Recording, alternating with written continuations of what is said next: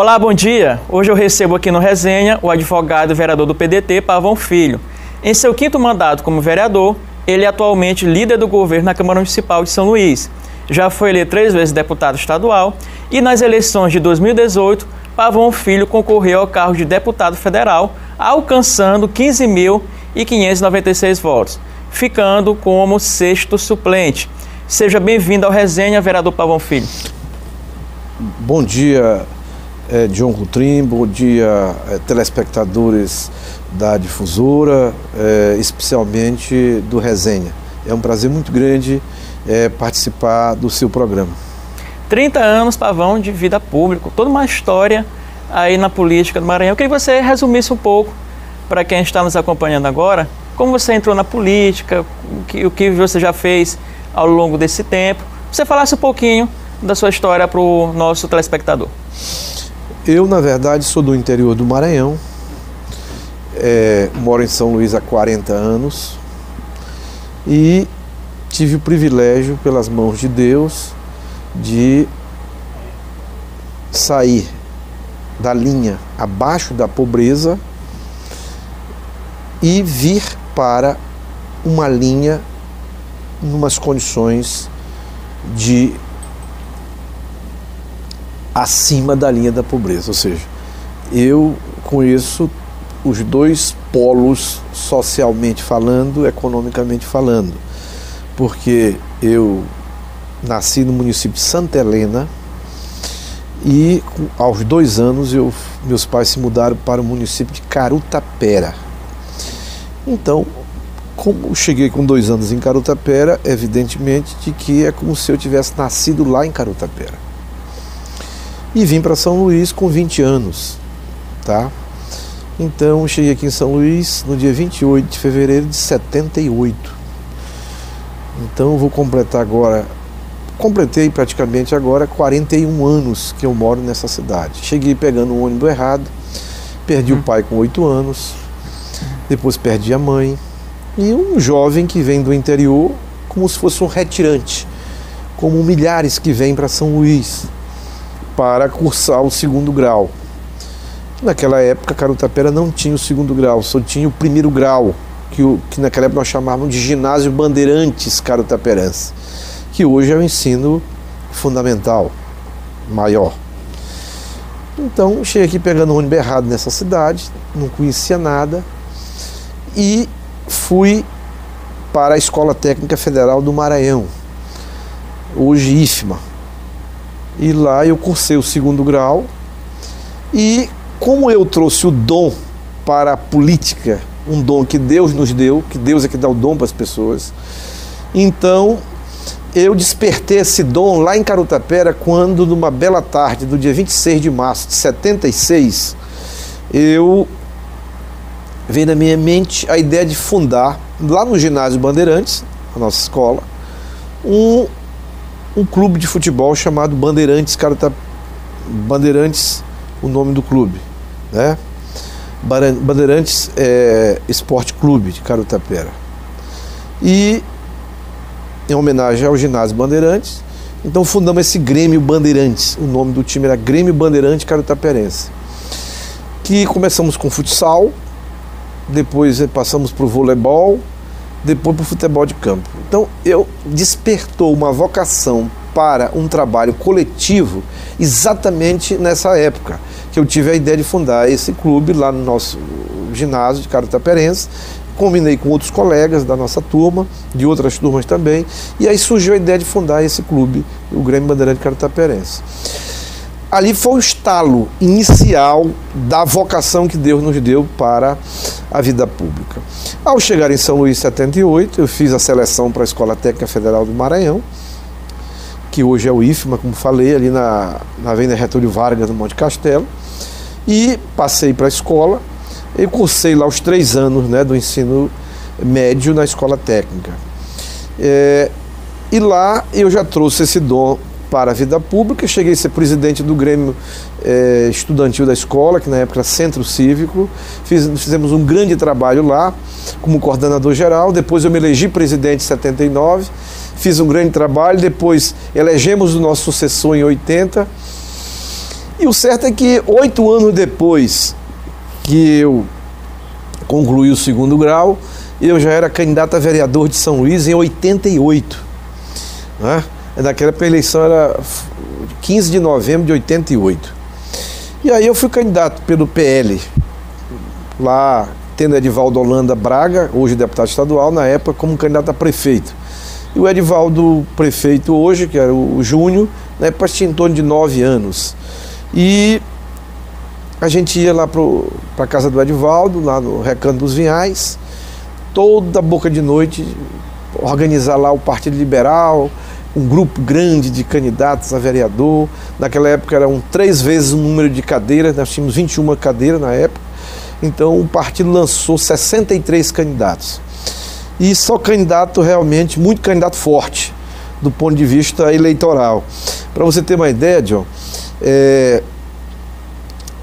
naquela época, só médico, eram 4 médicos. Dr. João Bentivi, hoje está vivo, é médico, um grande médico. Dr. Tadeu Palácio, um grande médico. Dr. Mário Luna, grande médico. E Dr. Eupío Lima Neto. Todos médicos renomados em nossa cidade. Todos candidatos a vereador em 88. E outros tantos candidatos, né? O Vinícius Nagens e tantos outros candidatos. E aí ninguém acreditava na eleição do Pavão Filho, porque não tinha pai, não tinha mãe, não tinha patrocinador, não tinha apoio financeiro. Então era um trabalho comunitário, né, que a gente tinha ali nas comunidades, ali aqueles movimentos comunitários lá pela cidade operária. Tínhamos fundado a Vila Janaína. O certo é que fui candidato a vereador em 88 e quando ninguém acreditava que eu me elegesse vereador, o partido elegeu 2 vereadores. Tadeu Palácio, né, com 1.183 votos. E Pavão Filho, com 1.095 votos, o 2º colocado. Quem foi o prefeito da época eleito, Pavão? Jackson Lago. Jackson Lago. Primeiro mandato de Jackson Lago em 88. Então, ninguém acreditava que eu me elegesse. Então, foi a mão de Deus, né, que me conduziu naquele momento. Quantos anos tinha? Eu tinha 30 anos. 30 anos. 30 anos, um jovem comunitário, né? Não era calvo como sou hoje, né? Naquela tinha o cabelo comprido, né?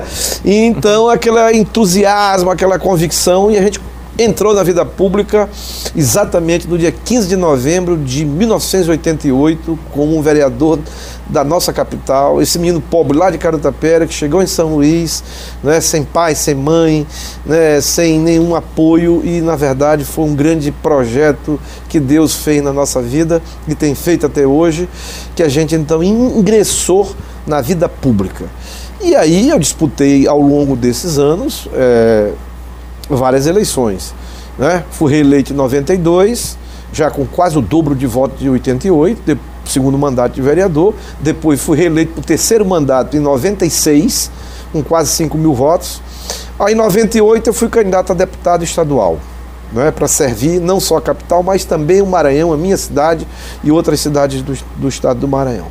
E quando ninguém acreditava que eu me elegesse deputado estadual, então eu me elejo deputado estadual dentro dos 42 deputados.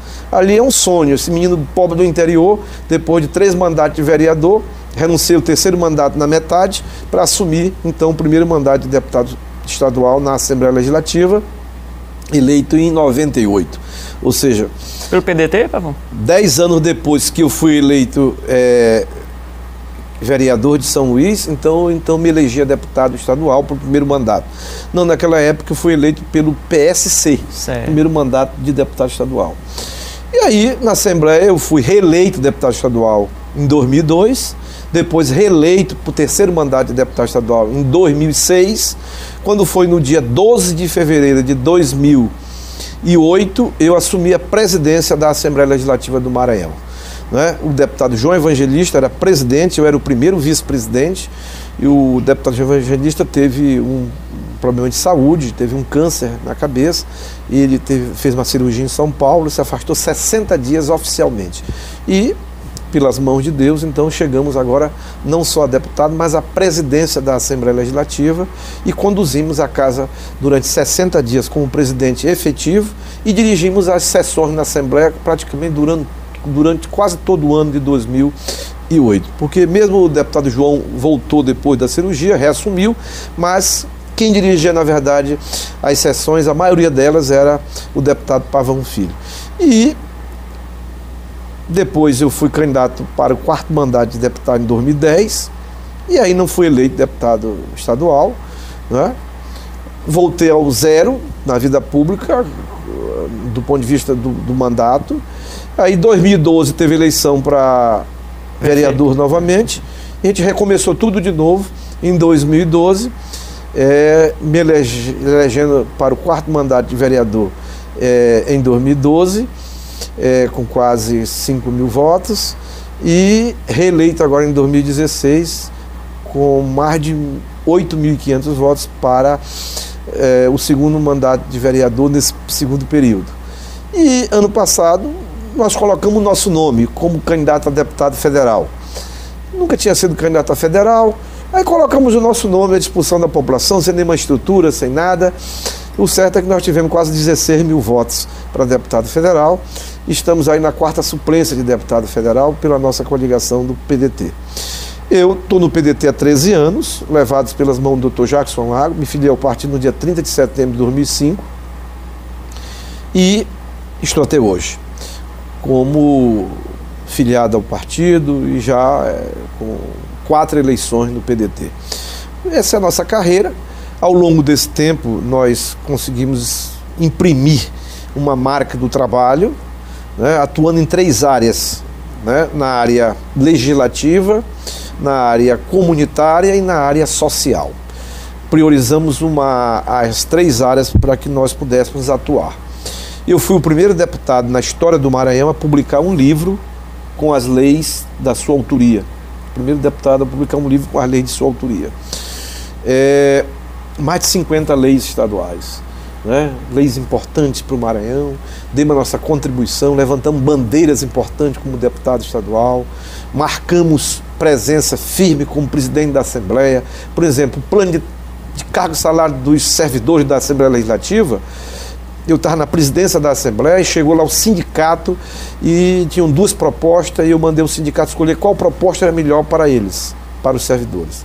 E Dona Joana, na época, presidente do sindicato, a proposta que nós queremos é essa aqui. Então, essa aqui que vai ser votada, botei para votar, votamos e instituímos naquela época o sonho dos servidores da Assembleia, que era o plano de carga, carreira e salário dos servidores da Assembleia Legislativa do Maranhão. Um outro assim, momento muito marcante, já no governo do Dr. Jackson Lago, foi o projeto que resgatou o salário dos diretores das escolas públicas do Estado. Naquela época, um diretor de uma escola do Estado ganhava, de uma escola de pequeno porte do Estado, ganhava em torno de R$ 95 de gratificação como diretor, né? E uma de grande porte ganhava R$ 340. Então, naquela época, a gente, com a professora Luciene Barros, que era presidente da Associação dos Diretores, trabalhamos com o doutor Lourenço Vieira da Silva, que era secretário de Educação, e trabalhamos junto ao doutor Jackson Lago, governador, e eu coloquei para votar na Assembleia, como presidente da Assembleia, construído esse projeto, e um diretor passou de 95 para 340 de gratificação. E o outro de 340 passou para R$ 700 de gratificação. A gente deu uma resgatada na questão da valorização dos diretores das escolas, assim como a promoção de milhares de professores do ponto de vista vertical e horizontal. Então, regularizamos o transporte alternativo no Maranhão, não era legalizado o transporte alternativo, que hoje as vans cortam este Maranhão inteiro. Nós então fizemos uma comissão, discutimos isso em várias regiões do estado, construímos uma lei e na época o governador Zé Reinaldo mandou para a Assembleia e nós aprovamos essa lei, que é a lei hoje que está em vigor, que disciplina o transporte alternativo do Maranhão. Então é toda uma história que se tem, que a gente escreveu com a bênção de Deus. Como vereador, nós estamos aí dando continuidade a esse trabalho. E agora, vereador, o senhor é líder do governo Edivaldo na Câmara. Prefeito Edivaldo, que é do seu partido do PDT. Como tem sido esse desafio, já que nós sabemos que a cidade hoje enfrenta vários problemas, há avanços, mas também há muitos desafios. E como é que é ser líder do governo hoje na Câmara Municipal? Como está essa interlocução com os demais vereadores? Como tem sido esse contato com a população no sentido ali de levar as demandas da comunidade para que a gestão municipal possa solucionar? Olha, é um desafio, porque você liderar um governo que tem dificuldades não é muito fácil, né? Tem até um ditado que diz, John, que nas facilidades você conhece os seus amigos e nas dificuldades, nas facilidades os seus amigos lhe conhecem e nas dificuldades você conhece seus amigos. Então não é fácil, mas nós estamos aí, eu sou um de desafio, toda essa história, né? E recebemos esse convite do prefeito Edivaldo para ser líder do governo na Câmara. Nunca se conseguiu montar uma bancada. Eu até tinha entregue o cargo por Edivaldo e achei que não tinha sentido ter uma liderança sem bancada, porque na Câmara a coisa funcionava de acordo com as circunstâncias. Então, o prefeito, não saia, fique aí, nós vamos agora organizar no começo desse ano de 2019, né, a bancada do governo. Então nós estamos agora construindo essa bancada, conversando com todos os colegas que desejarem fazer parte, estamos construindo essa bancada. É maioria hoje o prefeito na Câmara? O prefeito tem mais de 25 vereadores que me disseram que vão acompanhar o prefeito Edivaldo. Agora, todos exigem que tenha um cronograma de trabalho, que tenha uma organização da bancada, como ela deve funcionar. E é isso que eu também concordo 100% com os colegas vereadores. Estamos construindo essa bancada junto com o secretário Pablo Rebouças, secretário de governo, com o secretário J. Pinto, de articulação política, e com o prefeito Edivaldo. Então, e com apoio, claro, do nosso querido presidente Osmar Filho, nosso amigo, que hoje é presidente da Câmara Municipal de São Luís, que ele não pode estar à frente de bancada porque ele tem que dirigir ao parlamento. Ele é um magistrado, o presidente da Câmara apoia, mas ele administra o parlamento. E esse papel o Osmar e tem exercido muito bem. E compete ao líder do governo organizar a bancada de acordo com a orientação da prefeitura. É isso que nós estamos construindo, então, essa nova bancada para que ela possa funcionar de uma forma mais homogênea a partir agora de 2019. Estamos conversando com cada colega vereador e agora passou o carnaval, nós vamos sentar novamente com os colegas que se comprometeram para conversar com o prefeito e estabelecer um cronograma de trabalho entre a bancada que apoia o prefeito e a administração municipal. Então é essa nossa tarefa hoje, é dessa organização de organizar essa bancada de apoio ao prefeito Edivaldo Holanda Júnior na Câmara Municipal de São Luís. O prefeito passa por dificuldade? Passa, como o Brasil inteiro passa. Eu tenho sempre dito, John, que o município é o mais sacrificado. O município, ele é onde está a demanda da sociedade. Na verdade, nem existe Estado do ponto de vista prático. O que é o Estado? O que é a federação? É juridicamente constituído, os estados são constituídos juridicamente. A federação é constituída juridicamente. Mas quem compõe os estados? Os municípios. Quem compõe a federação? O conjunto de municípios divididos por estado. Então, na verdade, existem hoje no Brasil 5.570 municípios brasileiros. Tá? O cidadão mora na cidade, é no município. Os problemas estão no município. Tá? E os recursos, eles são distribuídos de forma diferentes. É inversamente proporcional. Eu até tenho dito que no Brasil a distribuição financeira é como se fosse uma pirâmide de cabeça para baixo. A União fica com mais de 60% dos tributos, os estados em torno de 25% e os municípios ficam com menos de 15%. Os problemas estão no município, aí o município tem de correr atrás, né, das bancadas federais, tanto no Senado quanto na Câmara Federal, dos convênios com o governo federal, dos convênios com o Estado, porque os recursos próprios dos municípios não são suficientes para atender a demanda que a sociedade tem lá no município. Os problemas estão no município, né? A pressão, porque o cidadão mora na cidade. Então, o cidadão tem razão quando ele cobra, porque o cidadão é que paga o tributo, ele é que elege. E o Brasil, se hoje se cobra a maior carga tributária e fiscal do mundo, proporcionalmente, é o Brasil. Então, o cidadão tem toda a razão quando cobra o poder público. Agora, o município fica ali imprensado porque ele não tem como responder às demandas. E não é fácil diante de uma crise em que o país vive, em que estados, por exemplo, como o Rio de Janeiro, Minas Gerais, Rio Grande do Sul e dezenas de outros municípios, eles não estão pagando nenhum funcionário público em dia.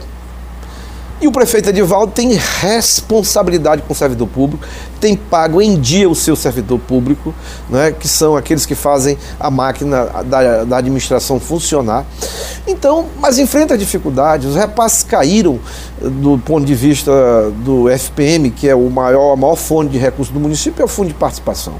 Então o prefeito tem buscado alternativas, agora está buscando um empréstimo junto ao Banco do Brasil de 100 milhões, para ver se a gente consegue responder várias demandas da população de São Luís. Não é fácil, mas o prefeito é um homem do bem, é de bem, comprometido para fazer o melhor pela nossa cidade, tem feito um esforço muito grande, mesmo diante das dificuldades. Vereador, a gente sabe que você é um político que aprovou e tem muitas ideias e já aprovou vários projetos. Mas eu acho de suma importância esse projeto de lei dos 30 minutos em estacionamentos privados de São Luís. Essa lei está sendo cumprida aqui na capital? Olha, isso foi uma grande conquista, né? Já como vereador de São Luís, que também publiquei um livro, está na sua 3ª edição, Conheça seus direitos, exerça a sua cidadania. São mais de 60 leis municipais ao longo destes mandatos de vereador da nossa cidade. E dentro dessas leis, tem essa que é a lei dos 30 minutos, né? Que é uma grande conquista, que nós garantimos os 30 minutos de tolerância nos estacionamentos privados de São Luís, shoppings, hospital, rodoviária, aeroporto. Aonde tem o estacionamento, você tem que ter uma tolerância de 30 minutos. Como era antes, 15 minutos. Nós entendemos que nós temos que trabalhar com a razoabilidade. 15 minutos, tu chega no shopping, rapaz, tu praticamente só andar atrás de estacionamento, tu perde praticamente os 15 minutos. É no hospital, é numa rodoviária para pegar uma pessoa. Então, 30 minutos é o razoável. Ninguém vai desfrutar desses ambientes. O cara está tirando proveito para ficar de graça lá. Não é o objetivo do autor, que sou eu, da lei, não é esse. É você fazer uma coisa rápida. E passa rápido ali, 15 minutos. Se você nem chegava, já estava pagando lá. Você vai buscar uma encomenda, deixar um paciente, alguém tem uma alta no hospital, para entrar num carro. Então, o ideal seria 30 minutos. Fizemos esse projeto, a Câmara aprovou, o prefeito Edivaldo sancionou, se tornou lei municipal. Entraram na justiça, conseguiram uma liminar, suspender o efeito da lei. E nós aguardamos, a Procuradoria recorreu à decisão do juiz singular ao tribunal, um desembargador manteve a decisão do juiz e depois foi para o pleno. No pleno nós ganhamos, nós que eu digo, a sociedade ganhou, porque por maioria dos senhores desembargadores, o Tribunal de Justiça do Maranhão reconheceu que a lei é constitucional, compete ao município legislar sobre assunto local. Tá? Mas é assunto comercial. Comercial, não, porque ali é uma prestação de serviço. Tá? É uma prestação de serviço. Então, é um assunto de interesse do município. Então, de acordo com o artigo 29 e 30 da Constituição Federal, o município tem competência para legislar sobre assunto de interesse local. E o Tribunal de Justiça, pela maioria dos seus desembargadores, considerou a lei dos 30 minutos constitucional, está em vigor e a população da cidade de São Luís está desfrutando desse direito de uma lei de autoria do vereador Pavão Filho. Vereador, outra lei também, falando em leis que são aprovadas e não são cumpridas no país. E a reclamação da população geral em relação à lei das filas nos bancos. Por que essa lei não é cumprida no país? O que falta? É a justiça? O que falta para que a população chegue aos bancos e seja atendida dentro de determinada lei? Primeiro, falta uma maior fiscalização, né? Quem é o fiscal da lei é o Ministério Público. Mas a sociedade é que é beneficiária das leis. Então a sociedade, através das suas entidades representativas, essas entidades têm de cobrar o Ministério Público, né? Até entrar com ação popular, na própria justiça, exigindo o direito. É importante, eu tenho feito um grande trabalho divulgando as leis da nossa autoria, não é? E levando ao conhecimento da sociedade que ela tem de exigir o cumprimento desses direitos que são estabelecidos nessas leis, né, da nossa autoria e outras leis, como é o caso dessa da fila que você colocou, né, que é um direito do cidadão. Agora, se você não reclama, muitas vezes a coisa passa batido. Mas é preciso uma mobilização da sociedade, tá? Eu tenho publicado, através desse livro, distribuído exemplares, levado ao conhecimento das entidades, dos sindicatos, das associações, divulgado na imprensa. E eu, inclusive, tenho cobrado o Ministério Público, eu já preparei ofício, já mandei para o Ministério Público, a Câmara já aprovou o ofício em plenário, encaminhando ao Ministério Público a implantação de várias leis da nossa autoria. Então, essa questão de fiscalização é uma questão de acompanhamento daquilo que o cidadão tem direito, e muitas das vezes esse direito não é concedido a ele, e ele muitas das vezes, por falta de conhecimento, ele não exige um direito que é dele. Então falta uma maior mobilização da sociedade e uma cobrança para que o Ministério Público possa acompanhar o cumprimento das leis. Vereador, além dessas duas que nós citamos, quais são, por exemplo, outras leis que são de utilidade pública, às vezes a população nem sabe que tem esse direito, por exemplo, aqui na cidade de São Luís? Você poderia citar para a gente? Olha, são várias leis, por exemplo. A lei da nossa autoria, tem uma lei da nossa autoria, até aqui o livro, né, com as leis, né, aqui, ó, conheça seus direitos, né, exerça a sua cidadania. Né? Então o cidadão ele tem de saber, é direito nosso, por exemplo. Né? Essa lei 6.113 está sendo cumprida a lei dos 30 minutos. Ok. Tá. Agora, essa lei aqui, lei 410, que estabelece que as empresas que prestam serviço no município de São Luís tem que ter uma filial. Não está sendo ainda cumprida essa lei. É uma lei da nossa autoria. E eu vou para a luta com relação a isso. Explica melhor, vereador. A empresa vem para cá. Ela vem prestar serviço na nossa cidade. Nem escritório tem. É tudo online. Quer dizer, você não tem que ter uma reclamação, você não tem onde se dirigir naquela empresa. Então, a empresa que presta serviço no município, ela tem de ter um escritório físico no município. Porque o consumidor, aquela pessoa que é beneficiária daquele serviço que é oferecido pela empresa, não sabe nem para quem se dirigir quando ele tem alguma dificuldade de relacionamento com a empresa. Então é um exemplo de uma lei. Por exemplo, a lei que estabelece a educação em tempo integral no município de São Luís, que é uma lei da nossa autoria também, né? Ela dá um prazo de 10 anos para implantar pelo menos 50% das escolas. Mas nós estamos ainda engatinhando nisso aí. Tem quantos, vereador? Quantas escolas hoje em tempo integral na capital maranhense? A capital hoje, na verdade, não tem nenhuma. Nenhuma escola em tempo integral? Lamentavelmente, não tem nenhuma. Porque, na verdade, tem duas creches. É uma lá na Camboa e uma no Recanto dos Pássaros. Essas duas creches de tempo integral que são de responsabilidade da prefeitura. Tá? Esse é um modelo que o mundo adotou como um modelo mais eficiente. Eu tenho sempre dito que a educação ela tem uma meta mundial. Todos os países do mundo, os países mais desenvolvidos, e eu podia destacar assim, dentre esses países que tem uma qualidade educacional lá no topo, é a Finlândia. Qual é a meta internacional da educação? Toda criança aos 6 anos ela tem de estar alfabetizada. Essa é uma meta internacional.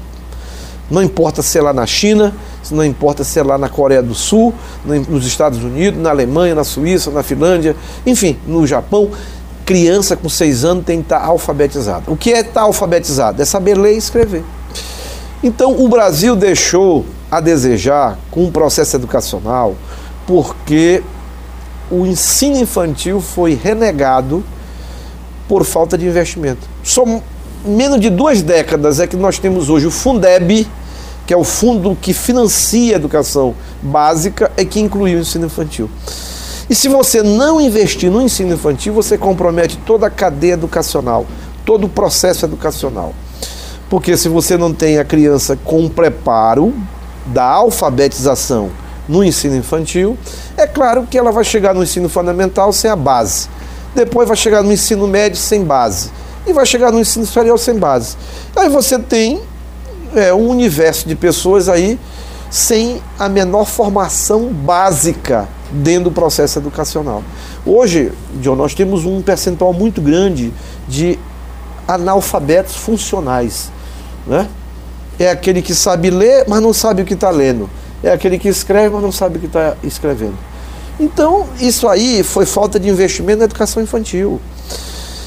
Nós somos autor de uma lei municipal que estabelece a educação em tempo integral, né? Eu tenho dito que a meta da educação internacional é alfabetizar a criança até 6 anos. E o modelo de educação no mundo inteiro é educação em tempo integral. A criança fica na escola pelo um turno e no outro turno ela vai agregar outras atividades que vão somar na formação da sua cidadania, na sua formação intelectual, na sua formação profissional, para que ela possa enfrentar amanhã o mercado de trabalho. Ela passa o dia na escola, ela tem 3, 4 refeições durante o dia, é todo um sistema que funciona. Nós não estamos inventando nada.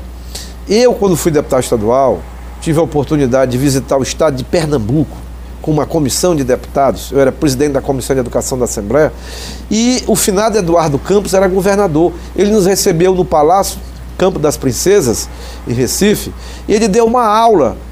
Naquela época, em 2009, o estado de Pernambuco tinha 103 escolas em tempo integral, de responsabilidade do Estado, ou seja, ensino médio. Então, quer dizer, é uma tristeza, nós estamos muito aquém, né, do processo educacional, nesse modelo que nós defendemos e que nós acreditamos. Eu quero até lhe convidar, porque eu defendo a educação em tempo integral, defendo a educação de qualidade, sou professor do município também, sou educador, mas não é só na teoria. Como legislador, mas também eu apoio, por exemplo, um projeto piloto de educação de qualidade lá na Vila Janaína, que é uma escola chamada Universidade da Criança, né? Universidade da Criança é um modelo de educação de qualidade. A criança sai com 6 anos para o ensino fundamental, sabendo ler e escrever. Então, quero lhe convidar agora para o começo de abril, nós vamos reinaugurar a Universidade da Criança, ampliada, e eu quero lhe convidar para você conhecer e os nossos telespectadores que queiram participar desse trabalho que a gente apoia, que a gente ajuda, que a gente orienta, que a gente está lá dando assistência para essa escola comunitária que é um modelo para o Brasil. Vereador, mudando um pouquinho de assunto, falando de política agora, que também o senhor gosta muito de falar de política, recentemente o senhor deu uma entrevista a uma rádio aqui de São Luís, defendendo o nome do presidente da Câmara, Osmar Filho, como o candidato a prefeito do PDT, do seu partido. E há, claro, outros nomes dentro do PDT aqui em São Luís, na capital, que também pretendem se candidatar à prefeitura da capital. Mas por que o nome do Osmar ainda é cedo para falar em eleição, ou é um tema recorrente já a pensar daqui a 2 anos, já que o PDT tem um histórico, uma tradição de sempre já estar comandando a prefeitura há muito tempo e de ser protagonista nas eleições? Por que o senhor defende, então, já o nome do Osmar Filho como esse futuro, o pretenso candidato a prefeito de São Luís? Olha, nós estamos há 1 ano e 6 meses das eleições municipais de 2020. E você tem de trabalhar em planejamento. Política é uma arte, né? É uma arte do diálogo, política é uma arte do bem comum, política é uma arte de você agregar valores em favor da sociedade. Enfim, o objetivo do homem e da mulher que estamos na vida pública é qualidade de vida da sociedade. Não tem sentido você estar no cargo público se você não tem como meta lutar pela melhor qualidade de vida da população. Não tem sentido. Então, o objetivo de quem está na vida pública é trabalhar, é lutar no sentido de melhorar a qualidade de vida da população. Então, a eleição de 2020, nós estamos há 1 ano e meio. Certo. A eleição não vai ter mais coligação partidária. A legislação estabeleceu agora que cada partido não pode mais se coligar com outro partido. Vai ter que sair sozinho, lançando uma vez e meia o número de cadeiras. Então, 46 candidatos a vereador e quem quiser candidato a prefeito vai lançar. O PDT tem uma tradição de ter participado ao longo dessas últimas 2 décadas com um candidato a prefeito. Então o PDT hoje está no governo, que é o prefeito Edivaldo Holanda Júnior, que veio para o PDT. Tá? Então, o PDT tem que ter nome para colocar numa mesa de negociação com os outros partidos daqui do campo do grupo político que o PDT faz parte. Né? Que é aqui o campo que tem a liderança do governador Flávio Dino. Então, eu sugeri o nome do vereador Osmar Filho, que é um jovem de 30 anos, né? Entusiasmado, uma pessoa que está com uma motivação muito grande, começando uma carreira brilhante já no seu 3º mandato de vereador, presidente da Câmara Municipal, já imprimindo uma marca dinâmica à frente do Parlamento Municipal. E é um jovem que nós temos de apostar na juventude, uma juventude bem preparada, uma juventude responsável. É o produto mais caro que nós temos no nosso país, é o nosso jovem. Não é? Então, assim, eu sugiro o nome do colega Osmar Filho dentro do PDT. Tem outros nomes, né? Tem o vereador Ivaldo Rodrigues, né? E que também já demonstrou interesse em participar do processo. Agora, se você não tiver o nome trabalhado internamente no partido, como é que o partido vai sentar numa mesa com outros partidos para discutir o processo sucessório de 2020? Então, eu sugiro o nome, né, do vereador Osmar Filho, por essas características dele, por ter acompanhado de perto assim, a sua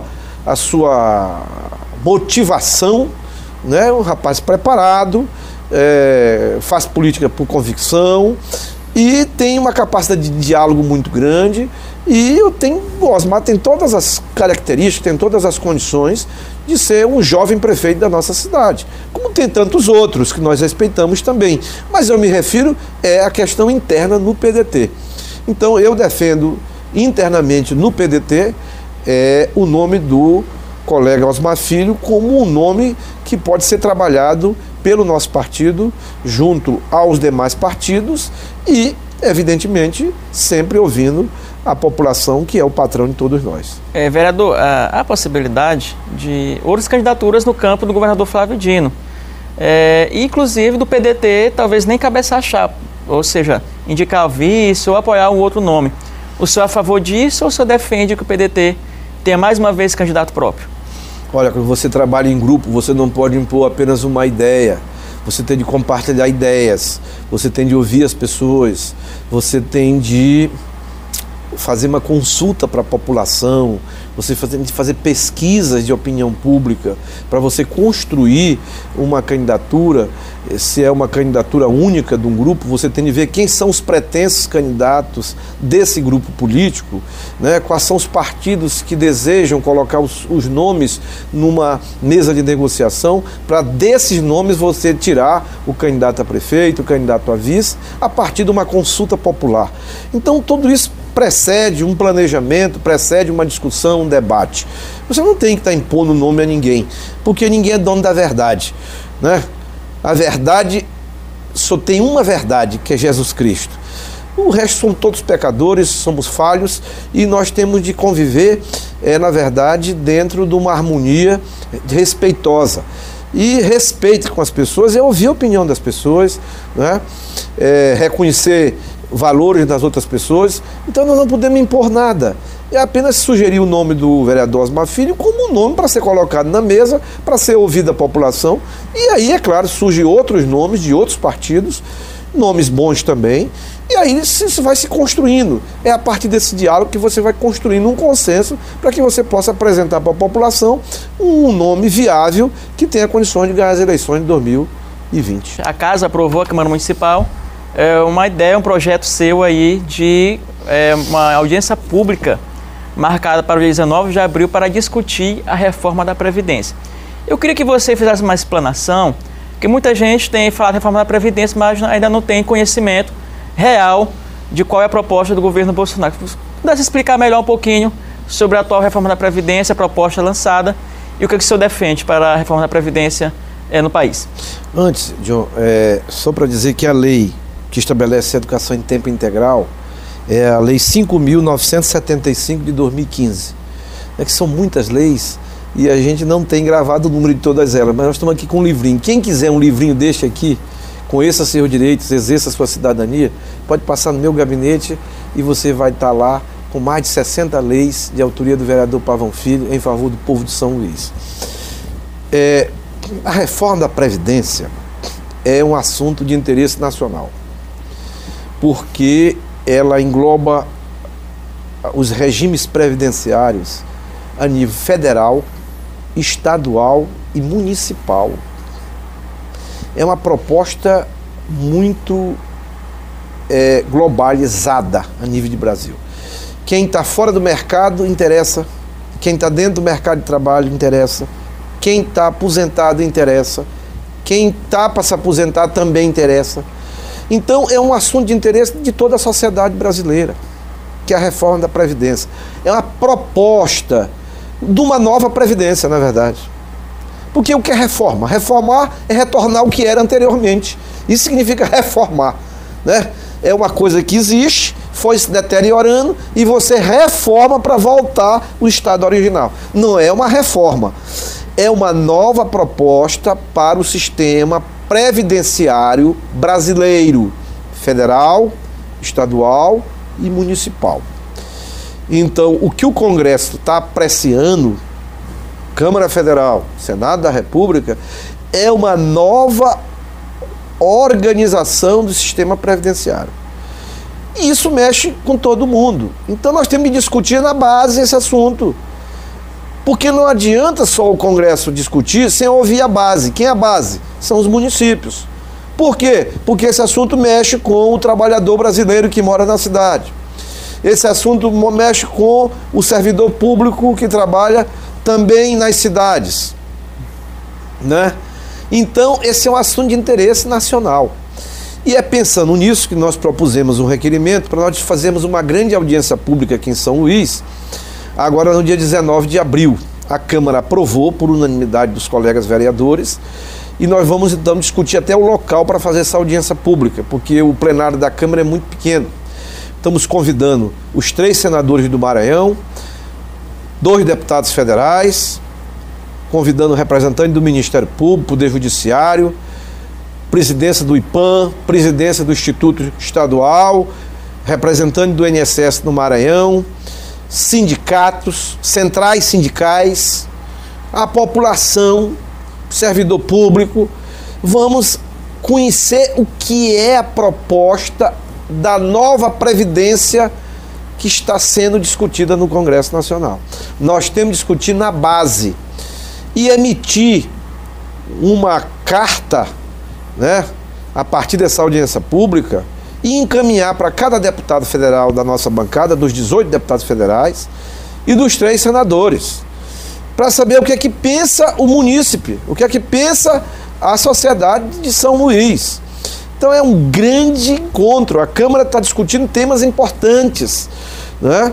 Tem discutido temas importantes. Esse é o papel do parlamento, é falar, é discutir, debater, fiscalizar, elaborar leis, reivindicar em favor da sociedade, mas também trazer ao debate assuntos de interesse da população. E é isso que nós propusemos, a Câmara aprovou e estamos organizando esta grande audiência pública para nós conhecermos ponto a ponto da proposta previdenciária que o governo federal mandou para o Congresso e que será debatido e discutido pelo Congresso Nacional. E nós queremos discutir agora, 19 de abril, né? Vamos anunciar o local dessa audiência pública e gostaríamos de contar com a presença daqueles que desejarem discutir esse assunto. No tocante à reforma, o que é que o senhor discorda do que está sendo proposto? Por exemplo, a aposentadoria por aqueles que trabalham no campo e ainda também a aposentadoria relacionada aos idosos. Você concorda com o que está sendo proposto aí pelo governo Bolsonaro de aumentar aí o tempo de idade mínima para a contribuição dos trabalhadores rurais e também a questão do BPC em relação aos idosos? Olha, eu não conheço profundamente a proposta, tá? Estamos estudando a proposta. Eu não gosto de me posicionar naquilo que eu não tenho um conhecimento profundo. Mas existe um consenso, até com uma regra de convivência social. O governo tem de proteger o mais fraco, não é? Em qualquer ação que ele tenha, aquele menos favorecido. Esse é papel do poder público, também proteger. E há um consenso nacional de que esses que têm o benefício da ação social continuada é o trabalhador rural. Então isso já há um consenso nacional nesse sentido. Eu acredito que não haverá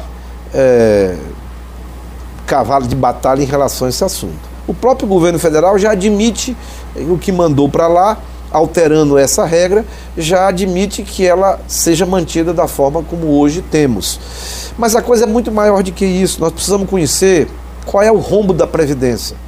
Quantos bilhões são sonegados da Previdência Social? A fraude da Previdência Social, o quanto representa de fraude? É preciso que a gente converse num debate amplo com auditores, com representantes de vários segmentos da sociedade. Então a questão não é só a idade mínima, a questão não é só continuar apoiando aquele mais fraco, a questão é muito maior do que isso. Porque se o governo alega que a arrecadação da Previdência ela não vai dar para pagar nem os que são beneficiários, que são já os aposentados e pensionistas, porque vai quebrar, mas por que vai quebrar? Quanto é que é desviado da Previdência Social? Quanto é que é sonegado da Previdência Social? As fraudes que são feitas na Previdência Social, tanto a nível municipal, estadual e federal, porque agora é só um projeto que mexe com todos os níveis de previdência no Brasil. Por isso que é importante o debate com a sociedade. Então nós precisamos conhecer essa proposta não só por fora, nós temos de conhecer o sistema por dentro. E aí é importante ouvir os nossos congressistas, ouvir os nossos senadores, né? O senador Everton Rocha, a senadora Elisiane Gama, o senador Roberto Rocha, estamos propondo ouvir 2 deputados federais, um que defenda integralmente como está e um outro que tenha um ponto de vista contrário. Então nós vamos fazer esse convite para esse debate, querer convidar a sociedade do Maranhão, de São Luís, né? Vamos pedir um auditório, pode ser a OAB, pode ser o auditório da Assembleia, que tem uma capacidade maior, porque a Câmara não tem um auditório o suficiente para isto. Então é um grande debate. Vamos ouvir o que diz os auditores do INSS, vamos ouvir o presidente do Instituto de Previdência do Estado do Maranhão, a presidente do Instituto de Previdência da nossa cidade. Vamos ouvir todos, ouça todos, para você fazer conclusões sólidas, concretas, em cima de dados reais. Porque senão nós vamos ficar só naquele achismo, eu acho isso, eu acho aquilo, eu penso aquilo, eu penso aquilo. Essa questão tem que ser tratada com muita seriedade, com muita maturidade. Para isso nós precisamos conhecer dados reais, né? Realidade como ela é, para que nós possamos nos posicionar em relação a esse assunto. Daí a importância dessa audiência pública. Ok, vereador, nós temos aqui algumas fotos, algumas imagens, e a cada foto só faz aí um rápido comentário sobre cada figura, personalidade que nós vamos mostrar. O nosso primeiro é o prefeito Edivaldo Holanda Júnior. Edivaldo é o político hoje mais carismático que eu conheci ao longo da minha carreira política no Maranhão, né? Edivaldo é um político carismático, né? É por natureza, foi essa natureza que Deus deu ao prefeito Edivaldo Holanda Júnior. É uma pessoa do bem e uma pessoa de bem. Agora, enfrenta dificuldades, como eu expliquei, enfrenta crise financeira, dificuldades, tem alguns setores do governo que precisam ser ajustados, talvez até mudados algumas secretarias, então precisa fazer algum ajuste do ponto de vista interno, mas o prefeito tem se debruçado para que ele possa responder às demandas da sociedade. É uma pessoa comprometida, né, com a qualidade de vida da população, ele tem um esforço muito grande, é uma pessoa do bem, Edivaldo. Então, uma pessoa que realmente é uma pessoa maravilhosa, o prefeito Edivaldo Holanda Júnior. E o futuro político dele? A Bíblia diz que o futuro só a Deus pertence. Aí, evidentemente, que o Edivaldo é um quadro, né? Um quadro bem preparado, vai acabar o mandato no dia 31 de dezembro. Poderia ser candidato a governador, a senador? É um nome que está disponível, né? Faz política por convicção, faz política porque gosta, termina o seu mandato 31 de dezembro de 2020 e, evidentemente, ele é um quadro que está aí dentro do grupo, dentro do partido. Agora, o futuro só a Jesus pertence. Vamos lá o próximo. Senador Everton. O Everton é um talento extraordinário, é uma inteligência, assim, muito grande. O Everton tem um QI acima do normal, né? O Everton tem uma carreira extraordinária, tem uma inteligência muito grande, é um jovem aí, né? Muito jovem, e hoje foi o político que quebrou um recorde de votos no Maranhão, né? 2 milhões de votos para senador da República, a maior votação de um candidato ao Senado Federal na história do Maranhão, teve o deputado Everton Rocha eleito senador. Então, muito inteligente, uma pessoa muito preparada, que tem uma capacidade de articulação muito grande, tem um futuro brilhante, se Deus permitir, com certeza é um quadro extraordinário que o partido tem, e eu não tenho dúvida que vai fazer um grande trabalho no Senado Federal. Acha que o PDT pode voltar ao governo do Estado com ele? É possível. Está credenciado pela vontade popular. Aí você tem de ler urna. Você não pode, quem está na política, não pode deixar de ouvir a rua e fazer a leitura das urnas. Muitas das vezes a rua fala uma coisa, mas a urna diz outra coisa. Então você tem que estar sempre sintonizado com as vozes da rua, mas sempre fazendo a leitura das urnas. O senador Everton está credenciado pelas urnas como um quadro, com certeza, se Deus assim permitir, um quadro tranquilo aí para disputar o governo do Estado. Muito jovem ainda, tem toda uma história de vida aí com a permissão do Senhor Jesus. Vamos lá, vamos ao próximo. Flávio Dino. Muito inteligente, Flávio é uma das cabeças mais inteligentes que o Brasil tem. Uma pessoa que passou em primeiro lugar num concurso para juiz federal no Brasil. Então é uma pessoa que tem uma capacidade muito grande. Eu tenho conversado com algumas pessoas que auxiliam o Flávio Dino, e elas têm me dito que ele tem uma capacidade de agregar informações assim como ninguém. Então ele cobra resultados, é uma pessoa que fica cobrando resultados. É uma pessoa muito inteligente, uma pessoa muito preparada e com certeza um quadro aí que está se consolidando. Você vai amadurecendo com a vida pública. Ele não tinha nenhuma vivência na política, entrou recentemente, como teve um mandato de deputado federal, mas eu tenho acompanhado de que o Flávio ele tem hoje adquirido muita experiência com a caminhada do dia a dia. Eu tenho sempre dito, a vida no dia a dia nos oportuniza uma experiência. A escola, as informações nos oportunizam conhecimento e sabedoria que ainda é Deus. Então o Flávio aí é uma pessoa muito inteligente que tem amadurecido ao longo desses anos que ele está como deputado federal, presidente da Embratur, agora o segundo mandato de governador do Maranhão. Hoje já tem uma maturidade e que é uma pessoa que está preparada, não tenha dúvida, intelectualmente para exercer qualquer cargo. Acha que é um quadro já para uma disputa nacional daqui a 2 anos? A 4 anos? O futuro só a Deus pertence, John. Vamos lá, vamos ao próximo. Ciro Gomes, do seu partido PDT. O Ciro foi um dos melhores prefeitos de Fortaleza, um dos melhores governadores do Ceará, revolucionou o novo estado do Ceará. Começou com Tasso, depois Ciro substituiu, fez uma revolução administrativa. Agora, o Ciro, com a capacidade intelectual que ele tem, né, uma pessoa preparadíssima, mas o Ciro a Bíblia nos ensina que você tem que ter o controle da língua, porque a língua é um órgão do corpo que é difícil controlar. Então, assim, eu vejo Ciro, ele tem de ter mais equilíbrio naquilo que vai falar. Porque muitas das vezes você joga uma palavra, ela não volta. Essa palavra ela é jogada, ela não retorna. E muitas das vezes, se você coloca as palavras e você não pensa o que você diz, isso pode causar um prejuízo muito grande a outrem ou a você mesmo. Eu vejo o Ciro como um quadro espetacular para o Brasil, a nível de preparação intelectual, administrativa, mas ele precisa ter mais controle naquilo que fala. Muito bem, a última é o ex-governador Jackson Lago. Vou expressar aqui que eu sempre expressei, Jackson era um referencial, né? O Jackson era aquela referência. Cada um, Deus dá o dom, cada um tem um dom. O Jackson era aquela pessoa tranquila, a pessoa que agregava, a pessoa mansa, uma pessoa popular, aquela pessoa que ouvia as pessoas, que sabia dialogar, que sabia construir, né, uma harmonia entre as coisas que são diferentes. Então, o Jackson é uma referência na política do Maranhão. Eu convivi com o Dr. Jackson como prefeito de São Luís, eu era vereador, convivi com o Dr. Jackson como governador do Maranhão e eu era deputado estadual. Então, o Jackson que me convidou para o PDT, há 13 anos atrás, eu tinha um respeito espetacular pelo Dr. Jackson Lago, pela maneira como ele fazia política, com uma maneira que ele dialogava. E assim, uma característica que o Dr. Jackson Lago tinha, que tem que servir de exemplo para todos nós que estamos na vida pública, era a humildade. O Jackson Lago era um homem humilde por natureza. E a Bíblia nos ensina de que a humildade é o maior grau de instrução que um homem pode ter. A pessoa mais sábia, ela tem de ser a pessoa mais humilde.